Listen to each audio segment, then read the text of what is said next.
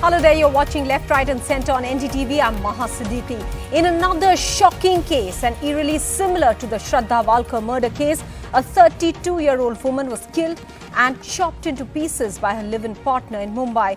The decomposing body parts of Saraswati Vaidya were carried out of her home in plastic bags and bed sheets by 56-year-old Manoj Sane. Some gruesome details suggest he even boiled some remains of hers in a pressure cooker. Police were alerted to the gruesome scene by residents of the building who complained of an unpleasant odour wafting from Vaidya's and Sane's apartment. Authorities have since arrested Sane over the horrifying incident. The potential motive for the crime is yet to be disclosed by investigators. But in the recent past, this is at least the fourth such case of brutality of a partner that has shocked the nation, from Shraddha Walkar to Nikki Yadav and to Sakshi. What is driving men to such insane levels of cruelty to those they claim to love? That's our discussion this evening. But before we head into the discussion, a look at the updates in this particular case first. This is Manoj Sane, who is accused of murdering his girlfriend in a Mumbai suburb, chopping her up into many pieces and even cooking them to erase evidence. Police are now finding it difficult to identify the body parts. The shocking incident took place in an apartment in Mira Road, where 56-year-old Manoj and his 32-year-old girlfriend Saraswati Vaidya were living together. They were renting the flat for last 3 years, but neighbours say they never spoke to them. Sumesh Srivastava, who lives right opposite that flat, told NDTV the place had been stinking for the past 2 to 3 days. Sumesh knocked on Manoj's door, but no one answered. Sumesh recalls there was a sound of spraying in the house one time. Soon, the police were informed. Officers opened the door of the flat to a heartbreaking scene.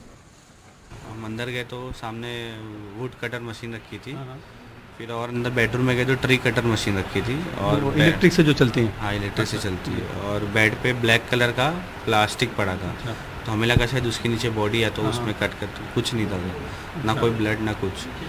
Kitchen में सब कुछ था, जो भी था। 3 बाल्टियाँ भर के रखी थी, जिसमें ब्लड और मसल सब सड़ गए थे। कुछ पता नहीं था कि क्या बॉडी है, क्या है। Another neighbour also reported foul smell. According to him, Manoj and Saraswati never talked to anyone. हाँ, आई थी सर मॉर्निंग में कल। अच्छा। हाँ, नॉर्मल रूटीन के अंडर जैसे कि हम लोग उठते हैं, उठने के बाद नॉर्मल अपना जैसे पानी आने का टाइम हो जाता है मॉर्निंग में, तो पानी भरते हैं। पानी भी भरने के लिए जैसे हम भरने के बाद हमने कपड़े वॉश के लिए वॉशिंग मशीन के लिए ये बाथरूम है, इसका गेट खोला तो इसमें से वियर्ड स्मेल आई। अच्छा। हाँ। Nainagar police have arrested Manoj. Court has remanded him to their custody till June 16th. Police say Manoj has confessed to fights between the two. Nayanagar police station के jurisdiction में Gita kaiju करके society है, वहाँ पे 7वें मंजिल से एक फ्लैट है, वहाँ से बदबू आने का इंफॉर्मेशन लोकल पुलिस को मिला था। पुलिस स्टेशन के ऑफिसर्स और स्टाफ ने जाके वहाँ पे देखा तो किचन में बहुत सारे यूटेंसिल और बकेट में वहाँ पे चॉप किए हुए बॉडी पार्ट्स मिले। उनका आइडेंटिफिकेशन हो चुका है। अक्यूज्ड को भी अरेस्ट किया गया। जो डेड बॉडी के पीसेस मिले वो एनालिसिस के लिए हमने जेजे हॉस्पिटल में भेज दिया है। According to the police, they found the pieces of woman's body in a cutter machine and 3 buckets from the flat. The body parts were also cooked in a pressure cooker. The remains have been sent to the JJ hospital. According to the police, some parts of the body have been disposed of. The accused and the victim met 10 years ago at a ration shop in Borivali, where Manoj used to work. Saraswati was an orphan and Manoj moved out of his family home to live with her. When the NDTV team reached Manoj's old house in Borivali, his uncle said there was very little contact with Manoj. अभी क्या 10 साल पहले वो छोड़ के गया, बाद में कभी खाली रेशन के दुकान पर मिलता था, वो हम हाथ करके चला जाता था। व्यवहार कैसा था मनोज साने का आप लोगों के? हमारे साथ तो अच्छा था। ऐसा किया होगा या नहीं, बतौर चाचा आपको क्या लगता है? उस पे मैं आपको आप चाचा हैं उसके, तो मैं इसलिए समझना चाह रही हूँ कि आपके लिए खबर कितना अचंभित करने वाला, और आपको लग रहा है क्या कि आपके भतीजे ने ऐसा किया होगा?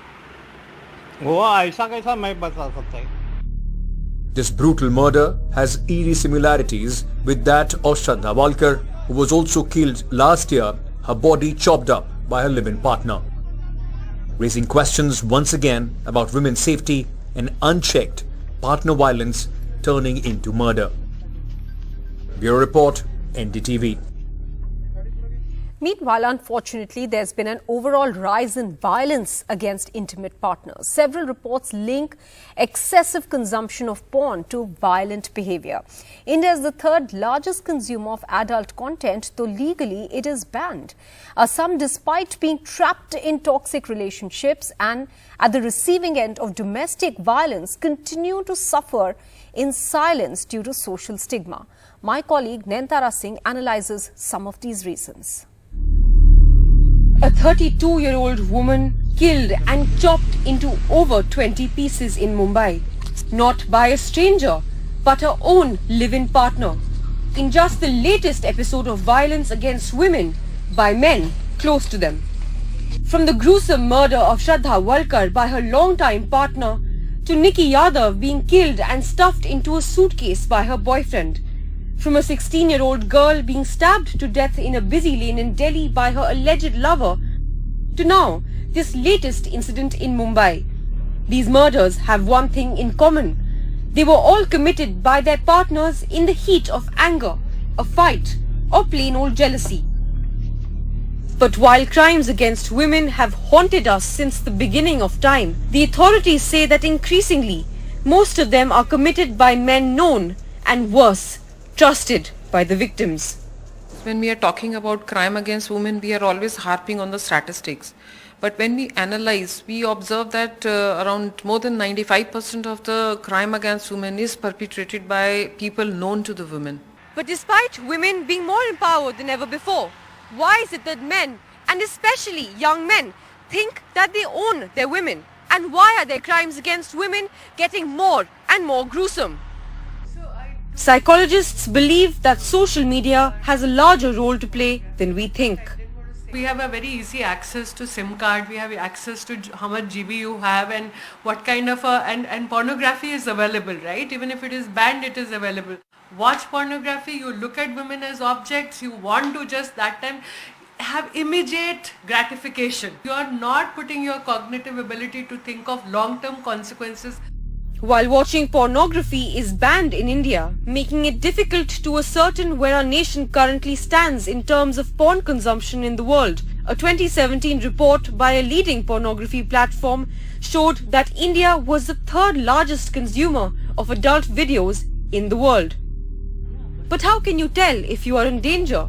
Activists believe that warning signs are hard to watch out for, especially if a woman thinks that she is in a safe space. The minute it is a problem with someone you love, you care for, you think you understand, you know their background, their history, then it is, human nature to start thinking that maybe this person has a chance of, getting better. And usually abusive partners, they will abuse and then the next day they will be, very upset and they will promise to behave better and all of that.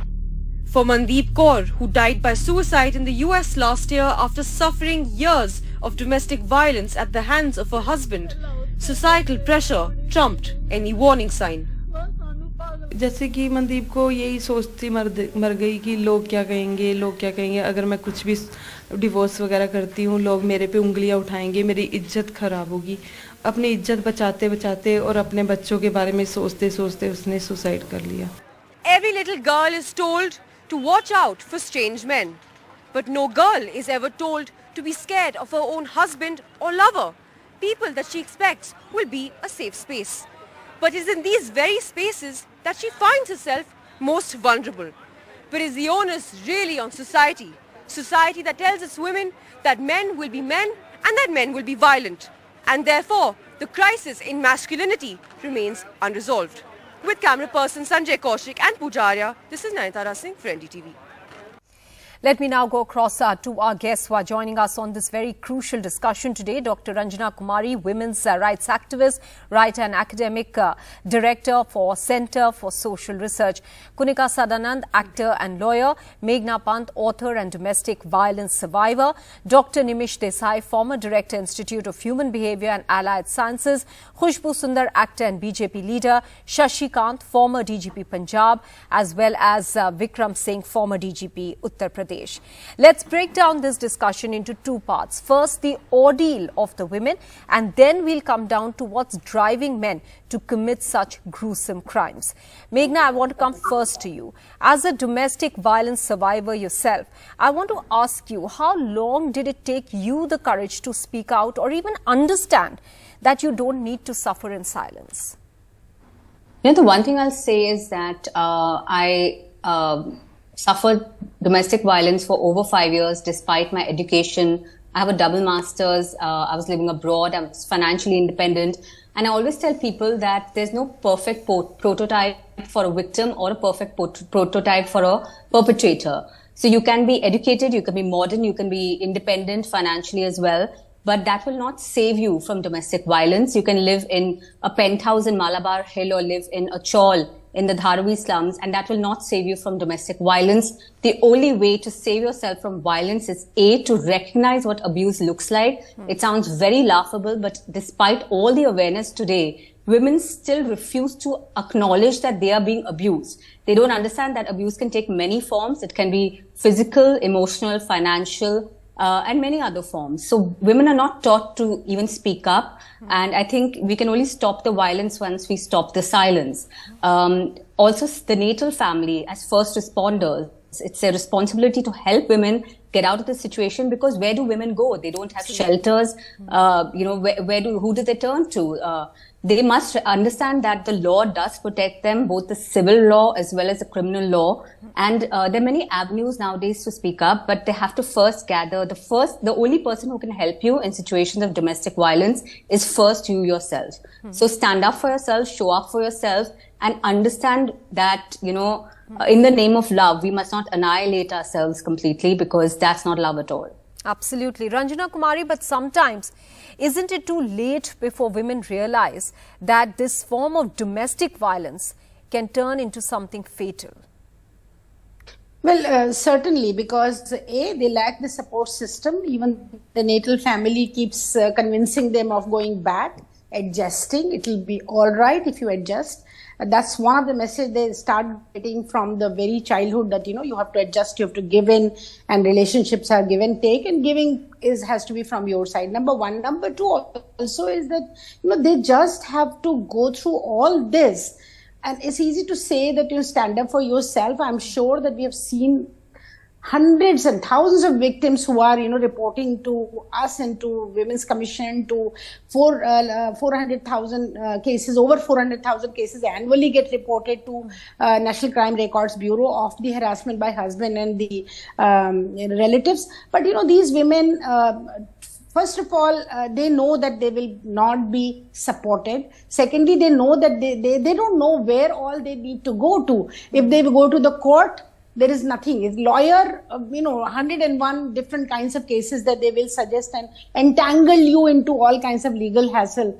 Then also, police station, first thing they will do is to mistrust you. First thing they will, in all these 4 cases, even if, and then a support system, where are the neighbors, where are the own family, where are the in-laws, it's just not to, and also these days there is a certain kind of thinking going on where we are deflecting the issue by saying it's all love jihad, is something to do with some communal issue, some kind of a, community which is doing it, instead of recognizing that all these women, it's a femicide.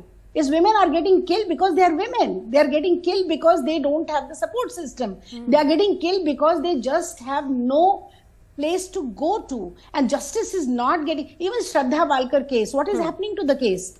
Have we heard anything after that kind of a brutality which has shook the whole nation?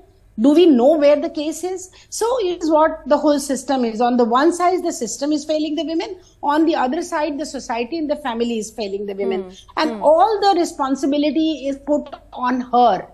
whether it is physical violence, emotional, the law was drafted by so many of us taking everything into consideration, that it's not just physical violence, it is emotional violence, it's financial violence, everything. But then if the law is not getting effectively implemented, what do you do? Absolutely, and as was pointed out by Meghna, also recognizing the fact that this is abuse, that is the first step. A woman sometimes is unable to understand that because she's constantly asked to compromise, as has been pointed out. Nimish Desai, I want to ask you, how hard is it for anybody, and a woman specifically, to understand that she is trapped in a toxic relationship, as we clearly saw in Shraddha Walkar's murder case as well, that there were instances that very clearly gave out the fact that she had been trapped in this toxic relationship for some time, but it was just very hard for her to step out of it. Maji, having dealt with victims of domestic violence, having dealt with in legal context the perpetrators, and having dealt with many of the court issues, and having worked with NGOs like Ranadi's, I want to say this in continuation of what three of you have been discussing. First, a small correction, if you don't mind, of what you were saying last. It is not the difficulty in acceptance that the lady concerned has in most cases. As Meghna said, I think the person understands, and obviously, at least physical abuse or strong emotional abuse, every person would understand. What contributes to the delay is the societal, familial factors, the pressures, and what the young lady unfortunately has internalized of the old value system that the family and the parents brought. So my point is that there is not so much of an issue of increasing awareness as of helping all women get genuine empowerment about personhood.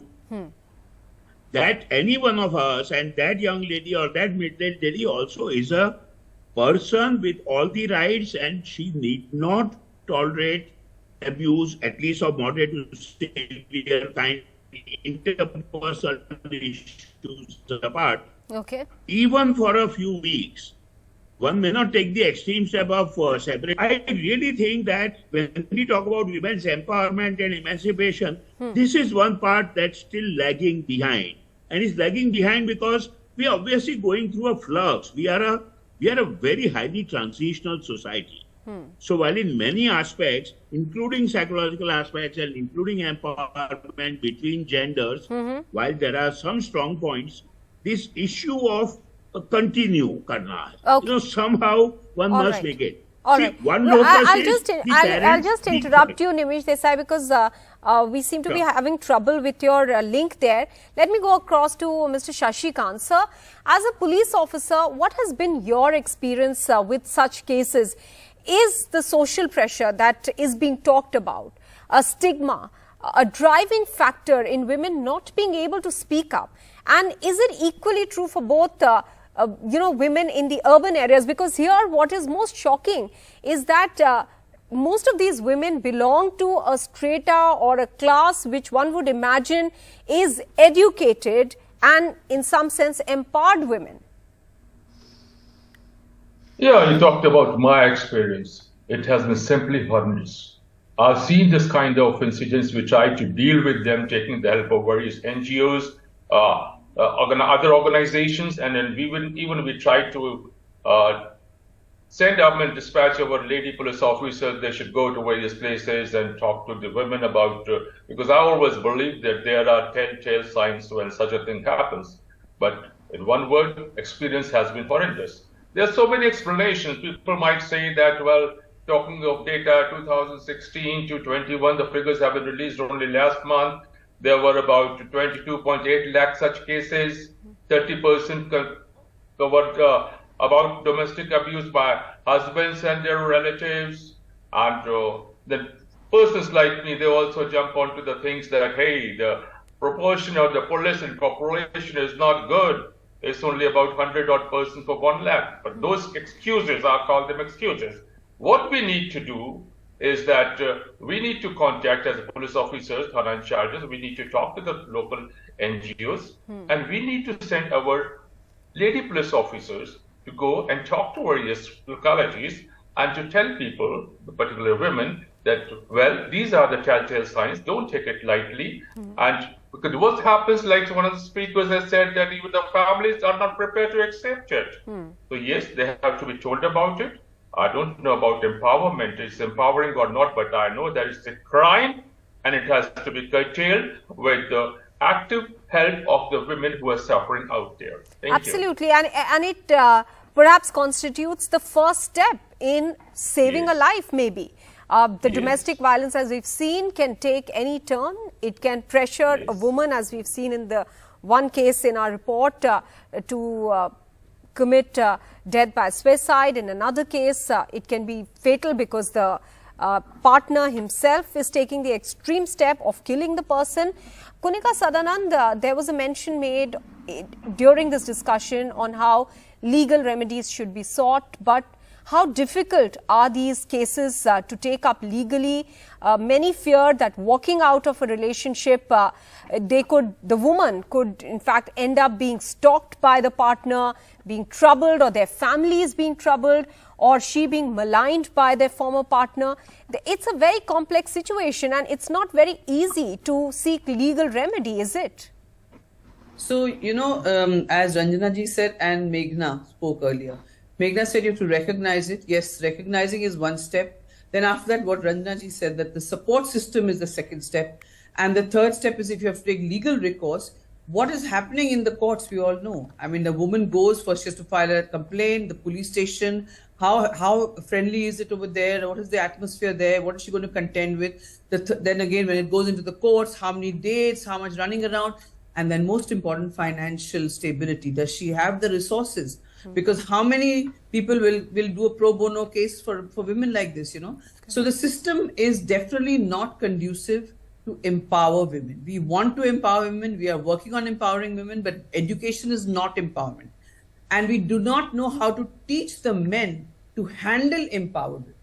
Now, for example, a man, if there is a woman who's empowered, and will that man have the capacity in his personality? Has he been taught that he has to accept this and this is how it has to work? You have to work together. You cannot, and then also we normalize so many things. We have an aggressive narrative coming from the political leaders trickling down to the society end, to the end of the society. Yeah. And we normalize behavior, normalize calling women names, we normalize social media abuse and the trolling. We just normalize it and laugh it off. And so we have become an aggressive society, and at the same time, men have not been, taught to, come to that level where the empowerment of women is happening, or at least where we think it's happening. I don't think we are really empowering women just by educating them. So these are so many things. It's a lot of juxtapositions that have to fall into place. Absolutely. And, we have a POSH Act, okay? I just want to give a small example. We have a POSH Act where if a woman is abused in the workplace or sexually harassed, she can go, but it's a long drawn process. And if she does file a complaint and if she does do a settlement, then again she has to go and withdraw those complaints, run around, go to the police station, because the system has still to be well oiled. Then there are no, even when there is domestic violence, there are supposed to be self-help centers, one-stop center which is supposed to be there. You tell me in Maharashtra how many one-stop centers are working? There are, even in Mumbai we don't have one-stop center. If you go to the data issues on their website, we don't have one-stop centers, which is supposed to be from the Nirbhaya time. We were supposed to have this. So the one-stop center not only for rape victims, it's also for women who have to run from somewhere where they're being abused. Where is the safe space for them? So many things are to be put into place. Unfortunately, we're just fighting over Hindu-Muslim, about nonsense that's going on. Very sad. So the systems need to be strengthened and the first responders need to be family. Those are the two important points that have come through. Khushbu, I want to bring you in here. How important are the first responders? In this case, we've identified it as being family support in such cases. For instance, in Saraswati Vaidya's case, unfortunately, she did not have parents. In Shraddha Walkar's case, she was not in touch with the family. Does that work to the detriment of the woman involved in this case? Yes, definitely. A woman definitely needs a support. She doesn't need your physical support. She doesn't need your financial support, but what she needs is very, very emotional support. Because if a woman is in trouble, she can't reach out to her loved ones. She can't reach out to her kith and kin. She can't reach out to her friends. She can't reach out to her parents if she has. I mean, that's when she starts realizing, and when she is subjected to this kind of a violence, she starts thinking that she's good for nothing. And this is what the men actually tell the woman: you have nobody to go to. Where will you go? You do not have any support system. You cannot go to the society, because we unfortunately have built this kind of a society. We have built the society where we become absolutely judgmental, where even a rape victim is asked the first question: what did you do to entice the man to rape you? You know, that kind of a society we live in. So a woman is first thing you work, these kind of perpetrators, the murderers or the culprits, they first work on their minds and saying that you do not have, and they go through this violence, any kind of physical violence, abuse, sexual abuse, or, you know, domestic violence. They are subjected to this because it has been put in their minds by their partners that you have no one to support or nobody to fall back upon. And this is what starts working on them, and they start accepting their fate, that I have nobody, my family is not accepting me, my loved ones do not understand, and I have nowhere to go, so I have to tolerate this kind of violence. And I think this is where we really need to speak to the families and their loved ones and say that at any given point, when a girl is getting married and going, stop telling her that kuch bhi ho jaye, compromise karke adjust kar lena. We need to stop telling that to the girl first. The first lesson we need to give a girl, that the first time a man raises his hand in that relationship, it means you have to put an end to it. Because he does not stop with one slap. It will continue. The first time you keep quiet, it encourages him, saying that it's fine, I will continue to abuse because she does not respond to me. And I think this is what we need to tell our girls of today, that you need the support and we will give you the support. And they need, I've been listening to all the other esteemed panelists here, and what they rightly say is that they do not know where to go. We have our laws, but then we are still living in laws which were made by the Britishers and colonial laws. Though we have a constitutional law written by Ambedkar, we still live like we have moved forward. But this was way back 76 years ago. How are we going to move forward? We have POCSO, but then what about the women with the domestic violence? What about the women who are subjected to this kind of violence? I mean, you just keep going through it. And even in, you know, very sadly, when you look into Shraddha's case also, the first thing that comes to is, arey, that girl to kya baal chote karwaye the, she was in a live-in relationship with this man, so it's okay, she is the one who was to be blamed. I mean, you don't blame the victim. You need to question the person who has subjected to this kind of gruesome violence. And, all right, you know, that is where we I'm need going to start right. So blaming the victim. Sorry, go ahead, Kunika. I'm going to say something which is really going to create a controversy here. I was seeing the package just before this, the last episode, your last show that happened. I'm sorry to say, I have all my, sympathy with Mr. Shraddha Walkar's father. But he said, I've spoken to written to Mr. Amit Shah to change the law about living in relationships, okay? Living in relationships. So now look at that mindset. Here, I would say, it's not about the living relationships. You have to tell the child and teach the child and empower them with how they have to recognize the red flags. Here again we are judging. We are again judging that living in relationship is bad, and the girl goes and lives there and she goes and gets into trouble. Sorry, yes, you go and live with somebody, but you recognize the 2 points that I want to take forward, both of you have made that. Blaming the victim, and the other point that was made by Khushbu is about emotional manipulation. Now, in such cases, it is very hard for the woman, Vikram Singh, I want to come to you now, to seek support from the family. That's when a woman is looking out for the system to support her. We seem, and I think most of the women on the panel do believe, that the systems do not support the women. It is very understandable. And of course, the worst kind of human tragedy is that woman is absolutely singled out for all the persecution. Laws, they are as good as they are implemented. We have wonderful laws, but they're shoddily implemented. The support system, the family chooses to keep away and maintain a distance and cajoles, convinces, bullies the daughter to go in for a rapprochement and a settlement. No questions, even if she is brutalized to death. Three, the police. Being in the police for 36 years and seeing it from very close quarters, proactive arrangements to identify and deal with the problem, they are just non-existent. My esteemed colleague, Mr. Shashikanji, is here and he bear me out. It cuts across all the states. The basic malady is the king can do no wrong. The fault lies only with the lady, and therefore the police department almost functions like a boys' club.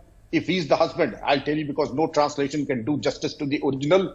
पति है, नाम पति है, अगर दो थप्पड़ मार भी दिया तो उसका हक है.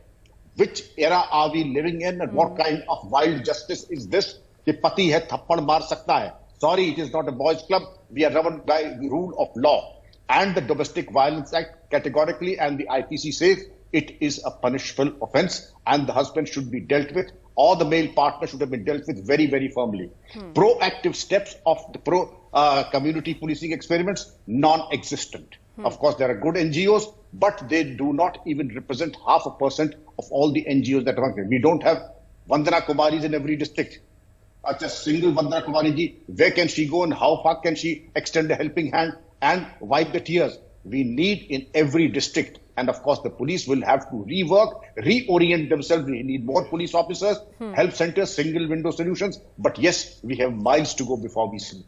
Absolutely. Meghna, what are some of the warning signs, the red flags that women should watch out for? Now, in a case of domestic violence, it's physical in nature. Obviously, the woman will understand she's being hurt physically. But sometimes emotional manipulation or abuse is very hard to understand. What are some of the warning signs that women should watch out for? I think first of all, please understand that no perpetrator will come with a placard saying that I abuse women, I hate women, I'm a perpetrator. So understand, a man can be very sophisticated, he can be highly educated, he can be charming, especially in the public sphere. And none of those are signs that he is going to be an abuser. So first of all, recognize, like I said earlier, also there's no perfect prototype for a perpetrator. And if a woman, if a man is jealous, if he's vindictive, if he's petty, if he's trying to control the woman, if he's constantly manipulating her, if he's lying to her, he's stonewalling her during arguments. One benchmark of love that I always tell people to notice is how do you deal with fights? How do you deal with issues? And that's a big indicator of what your life going forward with that person will be. So recognize that and always treat yourself. Women are always taught to be subservient for the institution of marriage, for the sake of love, for the gender that is more powerful. And I say turn that narrative around in your head and say, I will not be subservient, I will not be subjugated, I will stand up for myself. And if I'm feeling instinctively, because we women are very instinctive creatures, if you're feeling like there's something wrong in the relationship, let no one else interfere, especially the perpetrator, because he will isolate you, he will make you believe he's the only one who loves you, that you are not worthy of even being loved. He'll strip you of all your dignity, he'll strip you of your self-worth. That's what also happened to me. I became suicidal because of what I was going through. Someone like me who was a very happy person, a very accomplished and highly educated, but I lost all faith in myself because that's what a perpetrator will do to you. So he'll tell you have no recourse but me because I'm the only person who truly loves you. So don't buy into all these, lies.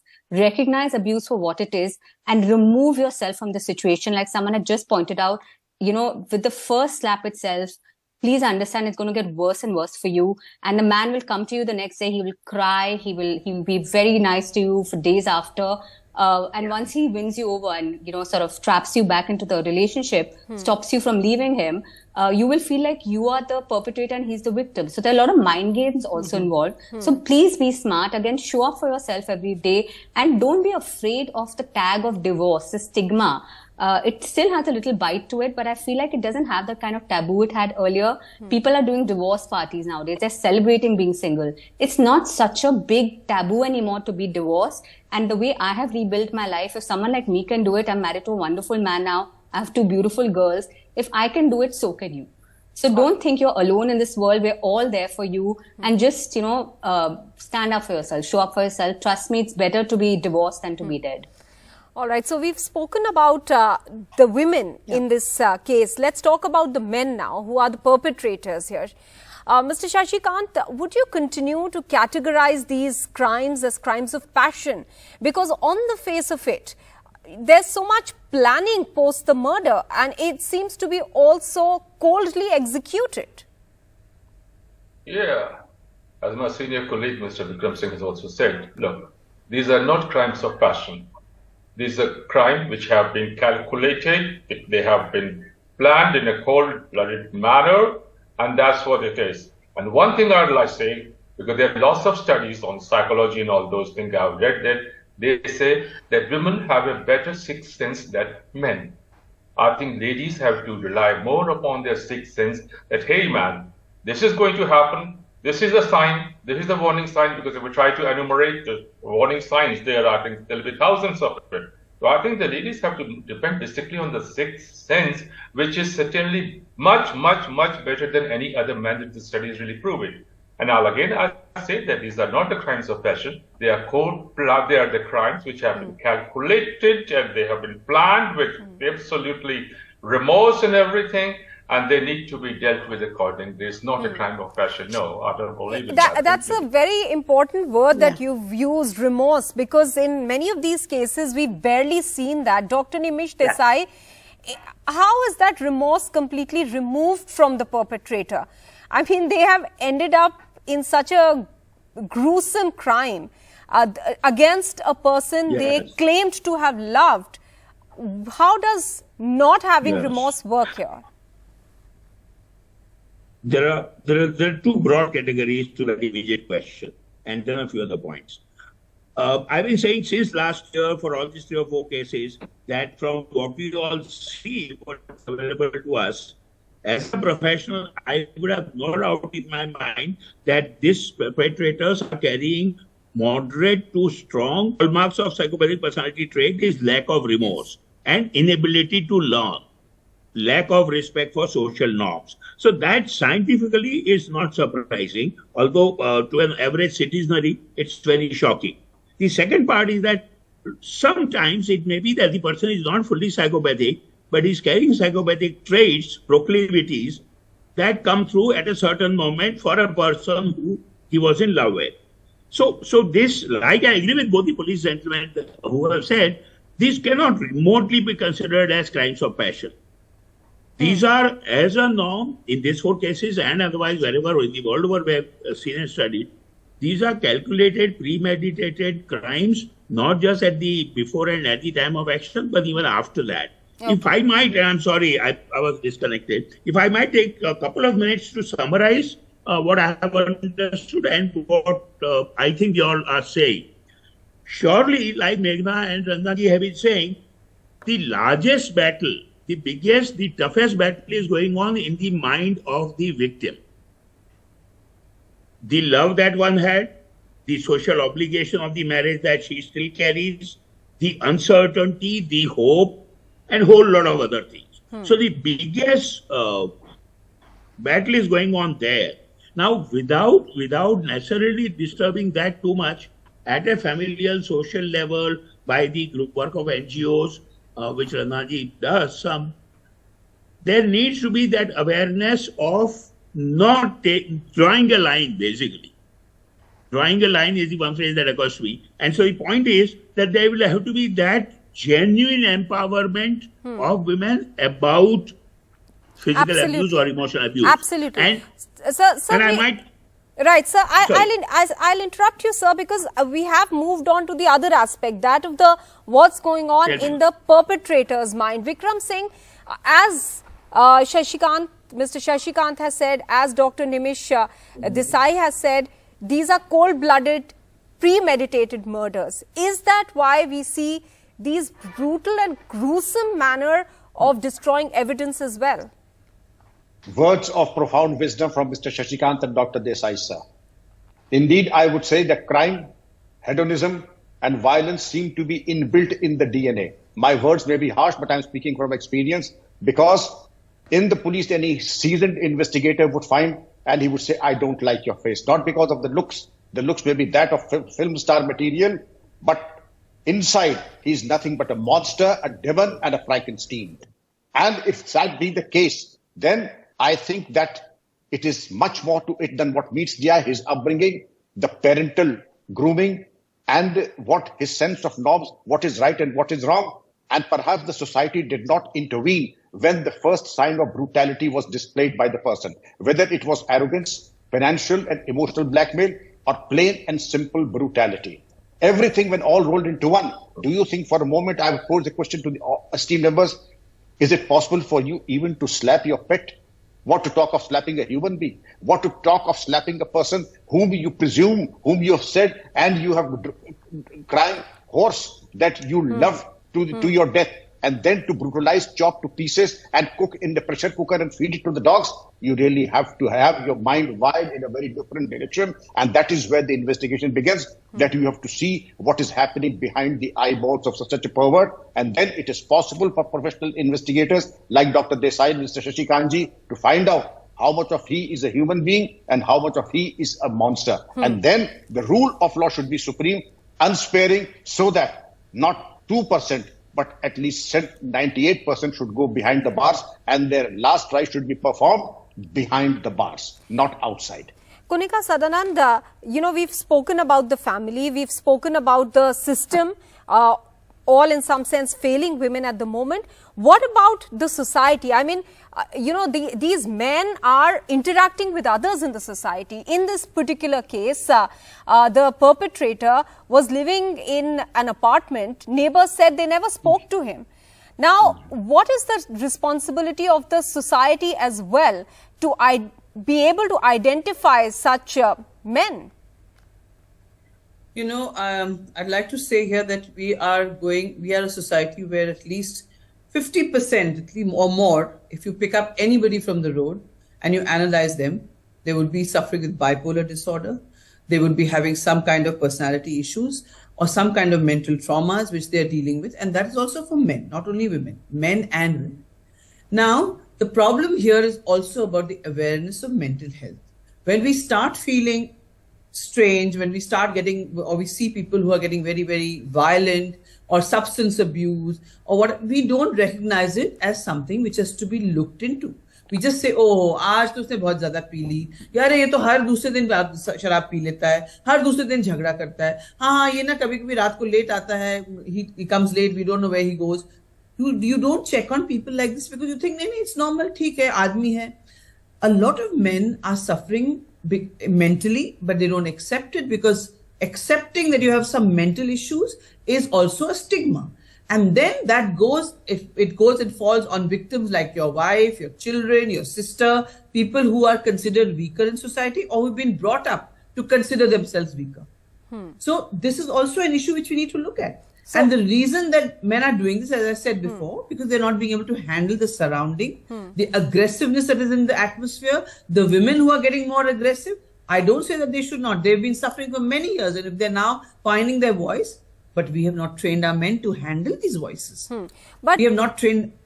Right. Kunika, I want to quickly go across to Ranjana Kumari because we've completely run out of time here. Ranjana Kumari, how important then is counseling in this scenario? And since I'm pointing out again that many of these cases are coming in from urban India, where we would imagine that the woman is more empowered than one in rural India. Well, that's what I was going to say when people are quoting data that, if 10 happens, one gets reported about women. Perhaps if 100 happens, one gets reported. And that's not an exaggeration coming from our personal experience. But, what is very important here to understand that why do we condone violence? Why do we really say first slap is okay? No, it's not okay. Let the women of this country know that it is not okay. It is who has given right to men to slap a woman? Ask this question. Hold the hand. Tell the person that next time next time I'm not going to be here in this house. I don't want to live with such an abusive man.